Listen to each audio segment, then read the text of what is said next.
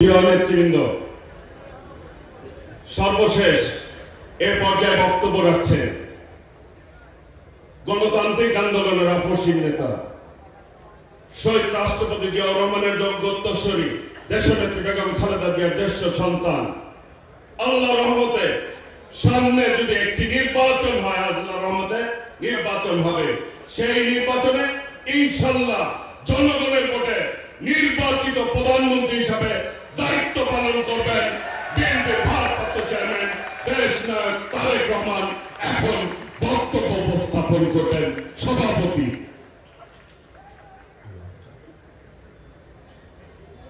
ধন্যবাদ টুকু। বিসমিল্লাহির রহমানির রহিম। আজ এই বর্ধিত সভায় প্রধান অতিথি দেশনেত্রী বেগম খালেদা জিয়া, মঞ্চে উপস্থিত স্থায়ী কমিটির সম্মানিত সদস্যবৃন্দ, আমার সামনে উপস্থিত নির্বাহী কমিটি সহ বাংলাদেশের সমগ্র বাংলাদেশ থেকে আগত বাংলাদেশ জাতীয়তাবাদী দলের জেলা, উপজেলা, থানা এবং পৌরসভা থেকে আগত নির্বাহী কমিটির সদস্য এবং নেতৃবৃন্দ এবং একই সাথে উপস্থিত বিভিন্ন অঙ্গ সহযোগী সংগঠনের নেতৃবৃন্দ, সামগ্রিকভাবে উপস্থিত সকল প্রিয় সহকর্মী বৃন্দ, ভাই বোনেরা, আসসালামু আলাইকুম। আমাদের অনুষ্ঠান প্রায় 12 ঘন্টা হতে যাচ্ছে। আমি জানি আপনারা সবাই অত্যন্ত ক্লান্ত, শারীরিকভাবে ক্লান্ত, অনেক বক্তব্য শুনেছেন, স্বাভাবিকভাবে মানসিকভাবেও কিছুটা ক্লান্ত। তবে প্রিয় সহকর্মী বৃন্দ, আজকে এই যে আপনারা পরিশ্রম করে কষ্ট করে আজকে এখানে এসেছেন, অনেক দূর দূরান্ত থেকে অনেকে এসেছেন, এই যে এসেছেন, এইটা আমাদের যে সারাদিন বসলাম আমরা, আলোচনা করলাম আমরা, একটু পরে অনেকেই ঘরে ফিরে যাবে, অনেকে হয়তো আগামীকাল ঘরে ফিরে যাবে, এলাকায় স্ব এলাকায় ফিরে যাবে, কিন্তু শূন্য হাতে আমরা ফিরে যেতে পারি না। আমাদের আজকের এই সারাদিনের পরিশ্রমের একটি অর্থ থাকতে হবে, একটি আউটপুট থাকতে হবে। প্রিয় সহকর্মীবৃন্দ, আপনাদের সবাইকে দলের পক্ষ থেকে একটি ফোল্ডার দেওয়া হয়েছে, প্রায় প্রত্যেকে আপনারা একটি ফোল্ডার পেয়েছেন। আপনারা যদি কষ্ট করে একটু ফোল্ডারটি আপনাদের সামনে তুলে ধরেন, আমি একটি জিনিস আপনাদের একটু দেখাতে চাই। যাদের যাদের কাছে আছে, হয়তো কেউ কেউ অন্য জায়গায় রেখেছেন, যাদের সাথে আছে কষ্ট করে একটু ফোল্ডারটি আপনারা হাতে তুলে ধরবেন। না, তুলে ধরলেই হবে, আমাকে দেখাতে হবে না, আপনার নিজের সামনে আপনার কোলের উপর রাখতে হবে, যাতে দৃষ্টিটা দিতে পারেন আমি যখন একটি বিষয় দেখাতে চাইব আপনাদের। প্রিয় সহকর্মীবৃন্দ, আপনারা দেখুন, বর্ধিত সভা 2025 লাল অক্ষরে কালিতে যেখানে লেখা আছে, তার ঠিক উপরে একটি কথা লেখা আছে, সুদৃঢ় ঐক্যই রুখে দিতে পারে সকল ষড়যন্ত্র। আজকে দেশনেত্রী খালেদা জিয়া, আমি, সংগ্রামী মহাসচিব সাহেব, সম্মানিত স্থায়ী কমিটির সদস্যবৃন্দ, আপনারা উপস্থিত, আপনারা যারা যারা আপনারা বক্তব্য দিয়েছেন, প্রত্যেকে কিন্তু ডাইরেক্টলি হোক ইনডাইরেক্টলি হোক আপনাদের বক্তব্যে কিন্তু কম বেশি এই কথা এসছে। দুটো কথা এখানে, সুদৃঢ় ঐক্য রুখে দিতে পারে সকল ষড়যন্ত্র। দুটো মেইন শব্দ অত্যন্ত গুরুত্বপূর্ণ শব্দ, একটি হচ্ছে ঐক্য, আরেকটি হচ্ছে ষড়যন্ত্র। প্রিয় সহকর্মীবৃন্দ, আপনারা একটু মনে করে দেখুন, 5 তারিখের পরে যখন এই গণহত্যাকারী মাফিয়া যখন দেশ ছেড়ে পালিয়ে গেল, তার কয়েকদিন পরে পর্যায়ক্রমিক ভাবে আমি প্রতিটি জেলার সাথে নেতৃবৃন্দের সাথে, থানা নেতৃবৃন্দের সাথে জুমে বসেছিলাম, একসাথে 3-4টি জেলা করে আমরা বসেছিলাম, নিশ্চয়ই আপনাদের মনে আছে। আজকে থেকে 5 মাস আগে, 5-5.5 মাস আগে আমি বসেছিলাম।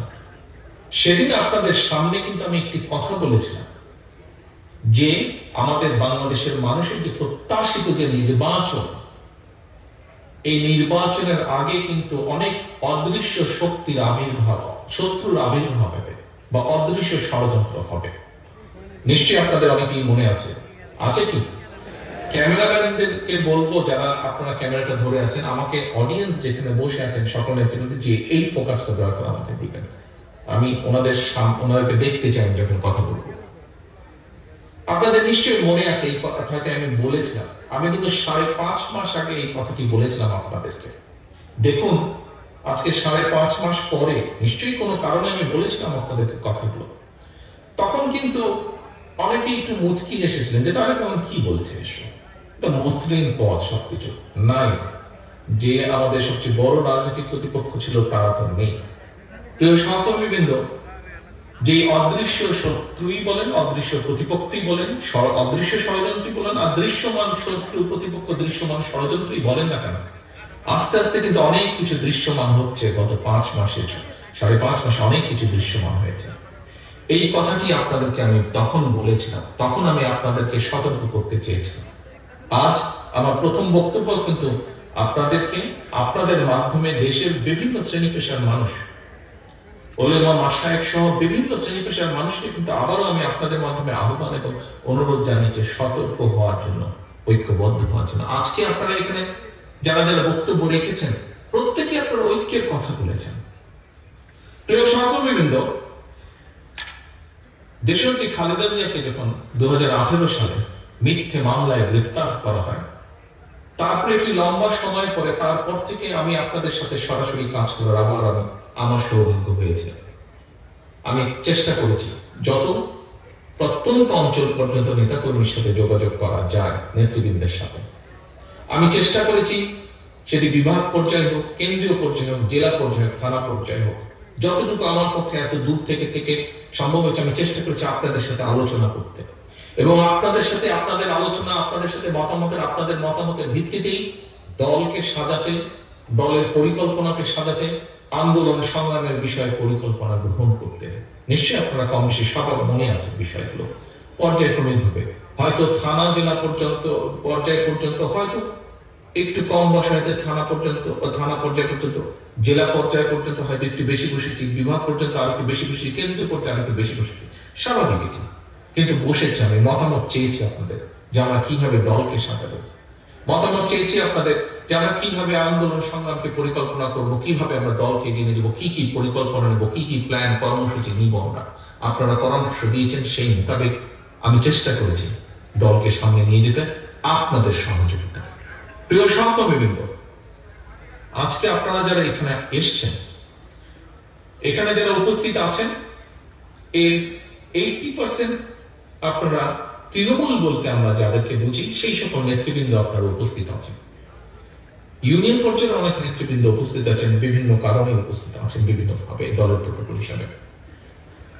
চিন্তা করে দেখুন প্রিয় সহকর্মীবৃন্দ, আজকে বিভিন্ন জনের বক্তৃতায় কিছু কিছু বিষয় উঠে এসেছে যে এই হচ্ছে, ওই হচ্ছে, আমাদের রুখতে হবে, এই করতে হবে, ওই করতে হবে। সহকর্মীবৃন্দ, যে সমস্যার কথা আপনারা বলেছেন সেটি আমাদের দলের কিছু বিভ্রান্তকারীর ব্যাপারে বলে থাকুন, বা বাইরে থেকে বা গোপন যে ষড়যন্ত্র হচ্ছে দলের বিরুদ্ধে, সে তাদের ব্যাপারে বলে থাকুন।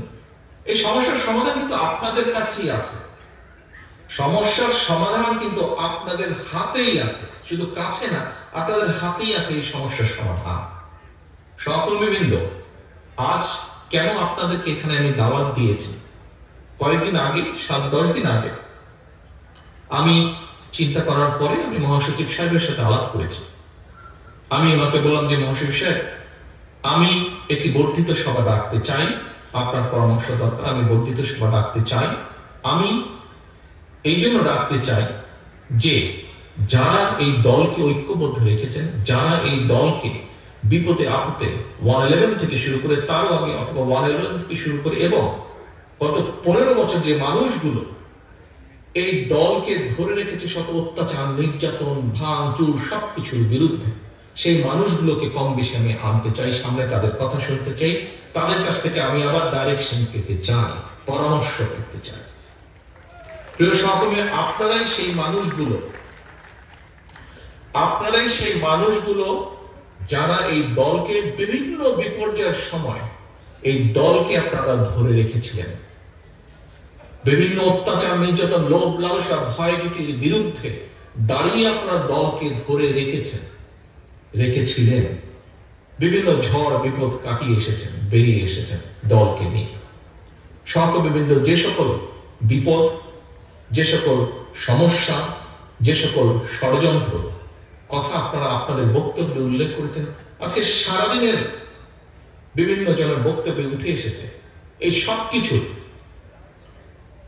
ট্যাকেল আমরা করতে পারবো, সবকিছুর মোকাবেলা আমরা করতে পারবো এই মানুষগুলো এবং আপনাদের সাথে আপনাদের নেতৃত্বে আরো যারা দলের নেতা কর্মী আছে, আপনারাই মুখ্য ভূমিকা রাখতে পারবেন। এই মানুষগুলো যদি আপনারা এক থাকেন, এই মানুষগুলো যদি আপনারা এক থাকেন, আপনার এখানে পৌরসভার নেতৃবৃন্দ আছে, আপনার এখানে উপজেলা বা থানার নেতৃবৃন্দ আছে, আপনার এখানে জেলার নেতৃবৃন্দ আছে, আপনারা যদি এককভাবে যে যার থানায় যে যার জেলায় আপনারা যদি এক বসে সিদ্ধান্ত নেন, না আমার এখানে আমি কাউকে এমন কিছু করতে দিব না যাতে আমার দলের সুনাম ক্ষুণ্ণ হয়।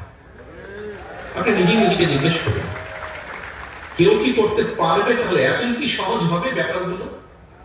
ব্যাপারগুলো কি এতই সহজ হবে? সহজ হবে না, আমি এটা বিশ্বাস করি।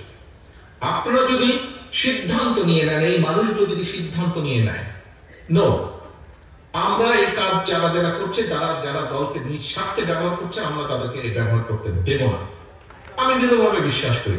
আপনারা তো দলকে ভাঙতে দেননি, 111-এর সময় তো আপনারা দলকে ভাঙতে দেননি, বিগত 15 বছর তো আপনারা দলকে ভাঙতে দেননি, আপনারা তো দলকে ধরে রেখেছেন। আপনারা তো দলের প্রত্যেকটা কর্মসূচি কম বেশি পুলিশি অত্যাচার, নির্যাতন, এই হেলমেট বাহিনী আর হাতুড়ি বাহিনী সবকিছুর বিপরীতে আপনারা এই দলকে রক্ষা করেছেন, ধরে রেখেছেন। তাহলে আপনারা এখন কেন পারবেন না? অবশ্যই আপনারা পারবেন। এই শুধু বিষয় হচ্ছে ইচ্ছা, শুধু বিষয় হচ্ছে ইচ্ছা। আপনাদেরকে ইচ্ছাটি করতে হবে। প্রিয় সহকর্মীবৃন্দ, এখানে সিনিয়র বক্তারা বলেছেন, স্থায়ী কমিটির সদস্যবৃন্দ কয়েকজন বলেছেন, যারা এত অত্যাচার নির্যাতন সহ্য করছেন, কেন আপনি এখন চোখ বুঝে থাকবেন? কেউ যদি আপনাকে ব্যবহার করে, আপনাকে ব্যবহার করে কেউ যদি ফায়দা করতে চায়, কেন আপনি বসে থাকবেন? আপনি বসে থাকতেন না, থাকা উচিত না তো। আজকে আমি আপনাদেরকে দাওয়াত দিয়েছি, আপনাদের আবার আমার সহযোগিতা দরকার, আপনাদের সাহায্য আমার আবার দরকার এই দলকে রক্ষা করার জন্য, এই দলকে আবার আগলে রাখার জন্য। আপনারা ছাড়া আমি পারবো না, সেই জন্যই আজকে আপনাদের আমি দাওয়াত দিয়েছি, সেই জন্যই 12 ঘন্টা ধরে আপনাদের সাথে আমরা বসে আলাপ করছি, আলোচনা করছি। আজকে আপনাদেরকে সিদ্ধান্ত নিয়ে এই গেট থেকে বের হতে হবে। কাজটা ক্ষেত্র বিশেষে কঠিন হতে পারে, কিন্তু ইম্পসিবল নয়, অসম্ভব নয়, কঠিন হতে পারে। এর থেকে অনেক কঠিন কাজ আপনারা করে এসেছেন, অত্যাচারী পুলিশ বাহিনী, এই গণহত্যাকারী সময়, ফ্যাসিস্টের সময় আপনারা সেই হেলমেট বলেন, পুলিশ বাহিনী বলেন, হেলমেট বাহিনী বলেন, অত্যাচারে নির্যাতিত যে যারা ছিল তাদেরকে আপনারা মোকাবেলা করে এসেছেন, গুম খুনকে আপনারা মোকাবেলা এসেছেন, গায়েবী মামলাকে আপনারা মোকাবেলা করেছেন। এখন যে কাজটি করতে হবে, এই কাজটি করা কোনো কঠিন ব্যাপার নয়। প্রিয় সহকর্মীবৃন্দ, অনেকে অনেক কথা বলছে, বিভ্রান্ত ছড়াচ্ছে, ষড়যন্ত্রকারীরা কিন্তু বসে নেই। আপনারা বলেছেন, আমি বলেছি, সকল নেতৃবৃন্দ বলেছেন। দেখুন, আমাদের জয়, যতবার আমরা বিজয়কে ছিনিয়ে এনেছি, সব সময় আমরা ঐক্যবদ্ধ ছিলাম বলেই ছিনিয়ে এনেছি। 5ই আগস্ট তার সবচেয়ে বড় প্রমাণ। ফ্যাসিস্ট গণহত্যাকারীর বিরুদ্ধে সব জাতীয়তাবাদী, দেশপ্রেমিক, গণতান্ত্রিক শক্তিগুলো এক হয়ে গিয়েছিল বলেই বাংলাদেশের মানুষকে, আপমর মানুষকে এক করে ফেলেছিল বলেই আমরা এই গণহত্যাকারীকে পালিয়ে যেতে বাধ্য করতে পেরেছি। সহকর্মীবৃন্দ, বিএনপি এমন একটি রাজনৈতিক দল যাদের অভিজ্ঞতা আছে। কিসের অভিজ্ঞতা? দেশ পরিচালনার অভিজ্ঞতা।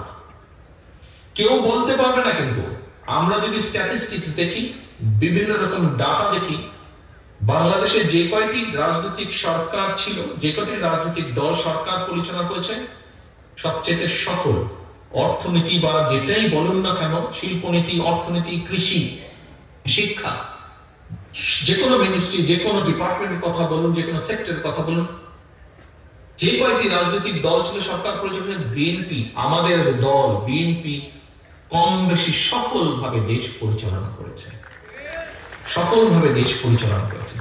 খাদ্য রপ্তানি তো এই বাংলাদেশ থেকে, দুর্ভিক্ষের দেশ থেকে তো খাদ্য রপ্তানি বিএনপি করেছিল শহীদ জিয়ার সময়।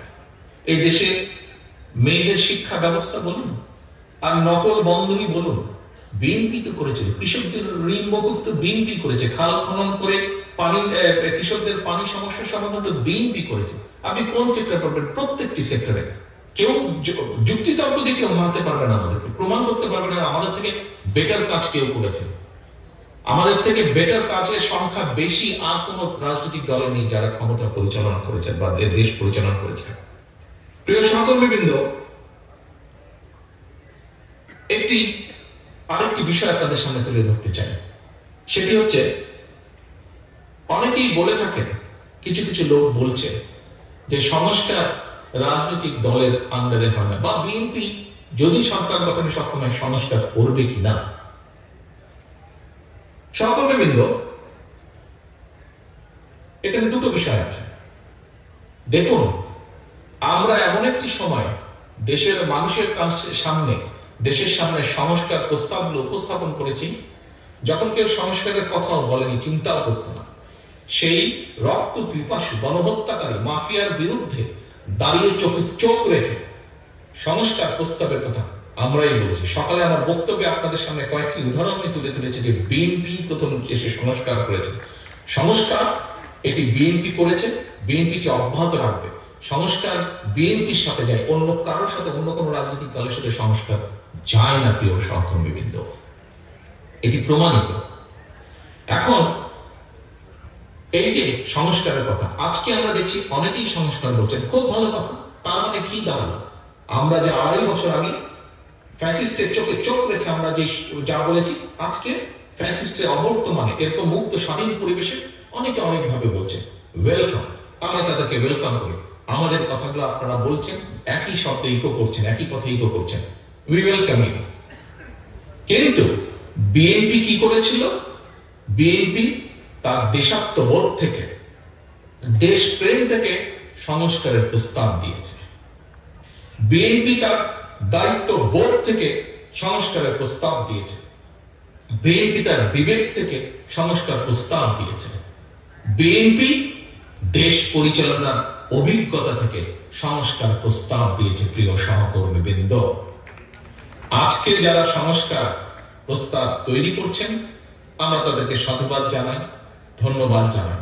কিন্তু রাষ্ট্রীয় কোষাগারের অর্থ তো তারা সেই প্রস্তাব তৈরি করে নিয়েছেন, সুযোগ সুবিধা নিয়েছেন। তারা বিএনপির মতন অত্যাচারিত সরকারের তা খেয়ে তারপরেও নিজের বিবেকবোধ, নিজের দেশপ্রেম থেকে, নিজের অভিজ্ঞতা থেকে সংস্কার প্রস্তাব তারা তৈরি করেননি। সেটি করেছে একমাত্র বিএনপি। যারা করেছেন তারা এসি রুমে বসে, যারা রিসেন্টলি করেছেন তারা সুন্দর বিভিন্ন সুযোগ সুবিধার বিপরীতে এই কাজগুলো করেছেন। কাজেই নিয়তটা দেখতে হবে, আমাদের লক্ষ্য কি ছিল, উদ্দেশ্য কি ছিল, কেন আমরা করেছি। আমরা আমাদের দেশাত্মবোধ থেকে করেছি, বিবেকবোধ, দায়িত্ববোধ, অভিজ্ঞতা থেকে করেছি। প্রিয় সহকর্মীবৃন্দ, অনেকেই বলেন না না বিএনপি সরকার গঠন করলে সমস্যা করবে কিনা, বিএনপি রাজনৈতিক দল করবে কিনা সন্দেহ আছে। সহকর্মীবৃন্দ, 2001 সালে দেশনেত্রী খালেদা জিয়ার নেতৃত্বে আমরা 2/3 মতো সংখ্যাগরিষ্ঠতা নিয়ে সংসদে ছিলাম। যদি আমরা চাইতাম আমরা সেই সময়কার তত্ত্বাবধায়ক সরকার পরিবর্তন করতে পারতাম নিজেদের স্বার্থে, কিন্তু সেদিন আমরা সেটি করিনি। আমাদের সেই ক্ষমতা, সেই সক্ষমতা থাকার পর কেন করিনি? কারণ আমরা বিশ্বাস করি গণতন্ত্রে, আমরা বিশ্বাস করি জবাবদিহিতার শাসনে, আমরা বিশ্বাস করি জনগণের রাজনৈতিক অধিকারে।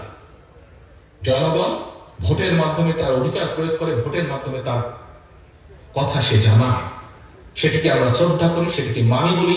সেদিন সুযোগ থাকার পরেও আমরা সেটি করিনি। এটি হচ্ছে নিয়তের ব্যাপার। এটি বলে দেয় যে আমাদের নিয়ত পরিষ্কার, দেশ এবং দেশের মানুষ। আরেকটি উদাহরণ দেই প্রিয় সহকর্মীবৃন্দ আপনাদেরকে।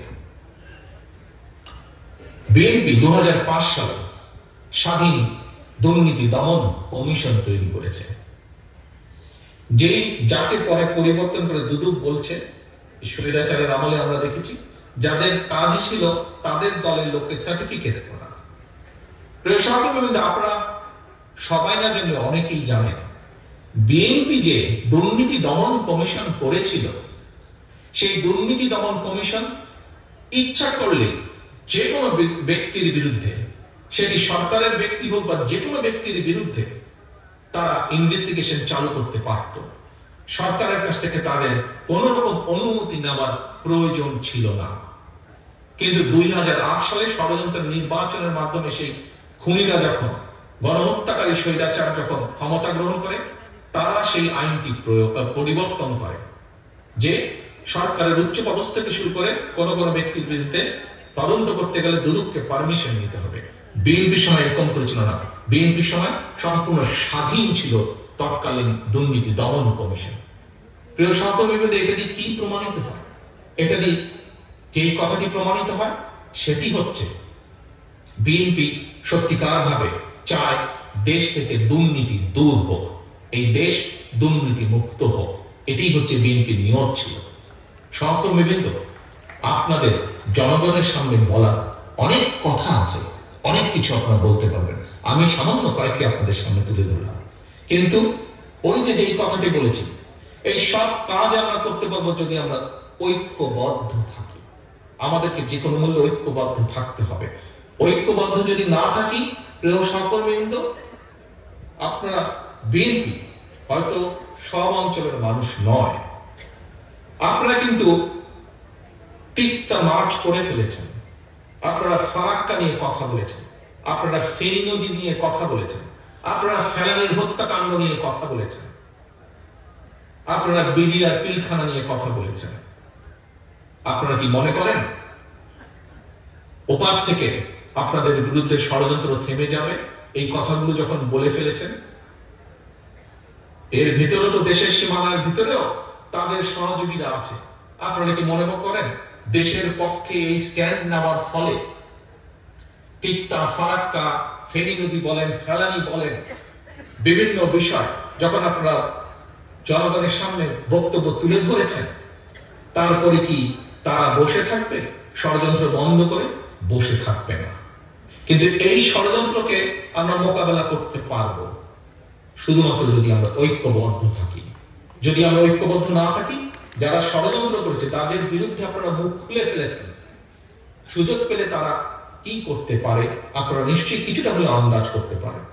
এখনো অনেককে প্রতিদিন আদালতের বারান্দায় চক্কর কাটতে হয় বিভিন্ন মিথ্যা মামলার কারণে। প্রিয় সহকর্মীবৃন্দ, এই বিষয়ে আমি আর বলতে চাইছি না। অনুধাবন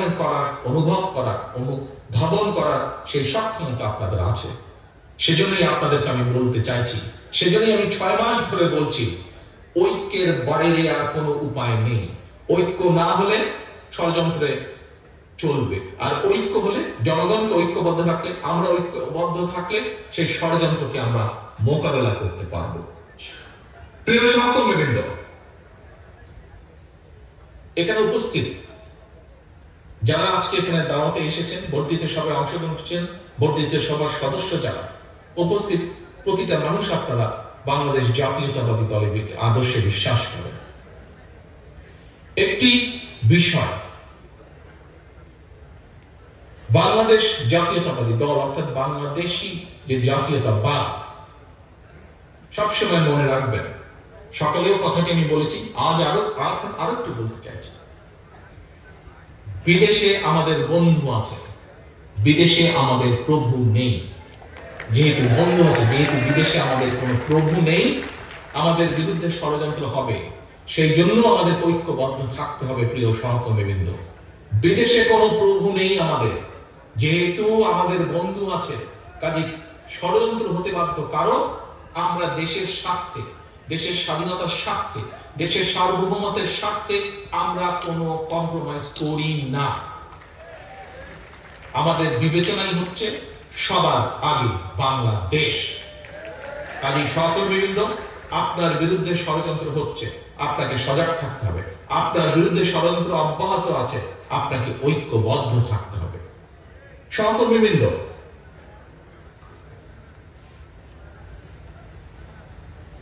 আরেকটি বিষয়, অনেক আলাপ হয়েছে, আরেকটি বিষয় বলে রাত হয়ে গেছে, প্রায় 11টা বাজছে। একটি বিষয়, আমরা কোন এখানে রাজনৈতিক সংগঠন সম্পর্কে কথা বলেছি। আপনারা আপনাদের উষ্মা প্রকাশ করেছেন কোন সংগঠনের বিরুদ্ধে। সহকর্মীবৃন্দ, আমরা দেখেছি যে কিছু কিছু রাজনৈতিক দলের সদস্যবৃন্দ দেশের গ্রামের সাধারণ সরল মানুষের কাছে গিয়ে বলছে যে তারা বেহেশতের টিকিট বিক্রি করছে। সহকর্মীবৃন্দ,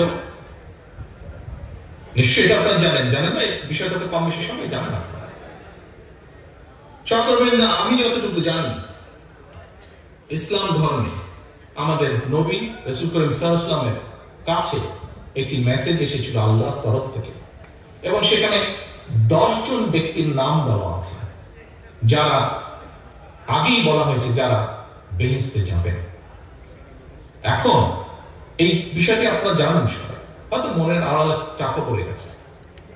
আমার বক্তব্য বা পরিষ্কার কথা আপনাদের কাছে, কেন আপনারা এই বিষয়টা গিয়ে সকলকে বলতে পারবেন না? একজন বলেছেন মসজিদে গিয়ে কেন আপনারা এই কথাটি বলতে পারবেন না, যে যেখানে হাদিসের রেফারেন্স দিয়ে বলা আছে যে এই 10 ব্যক্তির বাইরে আল্লাহ তাআলা কাউকে কোন রকম গ্যারান্টি দেননি যে বেহেশতে যাবে সে। তাহলে যাদের আমন্ত্রণ মিথ্যে দিয়ে শুরু, বাকি জিনিসটা কি হতে পারে তাদের? এটিকে অনুধাবন কেউ করতে পারে না? যে কোনো বিবেক সম্পন্ন মানুষ থেকে অনুধাবন করার ক্ষমতা রাখে। কাজেই সহকর্মীবৃন্দ, বাকি আপনাদের স্ট্র্যাটেজি আপনারা কিভাবে করবেন, কিভাবে আপনার এলাকার স্ট্র্যাটেজি করবেন, কিভাবে মোকাবেলা করবেন, সেটি দৃশ্যমান হোক, অদৃশ্য প্রতিপক্ষই হোক, দৃশ্যমান প্রতিপক্ষ হোক, এটি এখন আপনাদেরকে চিন্তা করতে হবে। সহকর্মীবৃন্দ, বাংলাদেশের মানুষ, অধিকাংশ মানুষ কম বেশি আপনাদের দিকে তাকিয়ে আছে, আপনাদের কাছে প্রত্যাশা। মানুষ একটি স্থিতিশীলতা চায়। মানুষ চায় তারা তার মতন করে, যে সমাজের যে শ্রেণীর মানুষ, সে তার মতন করে তার সংসার নিয়ে, পরিবার পরিজন নিয়ে, তার আয় যতটুকু, রুজি যতটুকু, সেটিকে নিশ্চিন্তে রাখতে চায়, সে নিরাপদে থাকতে চায়। সন্ততি নিরাপদে স্কুলে যাবে, স্কুলে ঠিক মতন পড়ালেখা হবে, সে তার ব্যবসা বাণিজ্য বা চাকরি বাকরি নিরাপদে করবে, ব্যবসায়ীরা নিরাপদে ব্যবসা করবে। অর্থাৎ সামগ্রিকভাবে একটি স্থিতিশীল পরিবেশ, স্টেবল সিচুয়েশন চায়। এবং এই স্টেবল সিচুয়েশন ইনশাআল্লাহ বিএনপির পক্ষে দেওয়া সম্ভব। কিন্তু বিএনপির পক্ষে তখনই দেওয়া সম্ভব যখন, প্রিয় সহকর্মীবৃন্দ, এখানে আজকে উপস্থিত দাওয়াতপ্রাপ্ত প্রতিটি মানুষ আপনারা আপনাদের এলাকার নেতাকর্মীকে নিয়ে ঐক্যবদ্ধ থাকবেন। আপনারা আপনাদের এলাকার প্রতিটি মানুষকে নিয়ে, প্রতিটি নেতাকর্মীকে নিয়ে দৃঢ়ভাবে থাকবেন যে যা অন্যায় তা অন্যায়, যা ন্যায় তা ন্যায়। এটির পক্ষে যখন আপনারা থাকবেন, তখনই বিএনপির পক্ষে সম্ভব হবে। যে প্রতিশ্রুতি আপনি মানুষকে দেন আপনার এলাকার, যে বিএনপি আল্লাহর রহমতে মানুষের রায় সরকার প্রতিষ্ঠা করলে, সরকার গঠন করলে আমরা এইভাবে দেশ পরিচালনা করব, এই প্রতিশ্রুতি আপনারা দেন।